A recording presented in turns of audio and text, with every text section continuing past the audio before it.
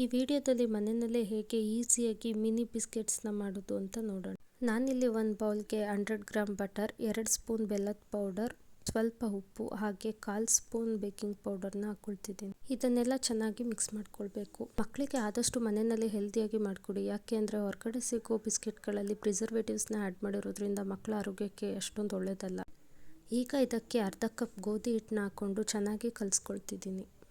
ಇದೇ ಥರ ಹೆಲ್ದಿ ರೆಸಿಪೀಸ್ಗೋಸ್ಕರ ನನ್ನ ಪೇಜ್ನ ಫಾಲೋ ಮಾಡಿ. ನನ್ನ ಪೇಜಲ್ಲಿ ಮಕ್ಳಿಗೆ ಬೇಕಾಗಿರೋ ಹೆಲ್ದಿ ಮಖಾನ ಲಡ್ಡು, ಮಕ್ಕಳ ವೆಯ್ಟ್ ಗೇನ್ಗೆ healthy smoothie, healthy cake recipes ಇದೆ, ಒಂದ್ಸರಿ ಚೆಕ್ ಮಾಡಿ. ಈಗ ರೆಡಿ ಮಾಡಿ ಇಟ್ಕೊಂಡಿರೋ ಹಿಟ್ಟನ್ನ ಒಂದು ಪೈಪಿಂಗ್ ಬ್ಯಾಗ್ಗೆ ಟ್ರಾನ್ಸ್ಫರ್ ಮಾಡಿಕೊಂಡು ಬೇಕ್ರಿನಲ್ಲಿ ಸಿಗುತ್ತಲ್ಲ ಆ ರೀತಿ ಚಿಕ್ಕ ಚಿಕ್ಕ ಬಿಸ್ಕೆಟ್ ರೀತಿ ನಾನು ಶೇಪ್ ಕೊಡ್ತಾ ಇದ್ದೀನಿ. ನಿಮಗೆ ಯಾವ ರೀತಿ ಇಷ್ಟ ಆ ರೀತಿ ನೀವು ಈ ಬಿಸ್ಕೆಟ್ಗೆ ಶೇಪ್ ಕೊಡ್ಬೋದು.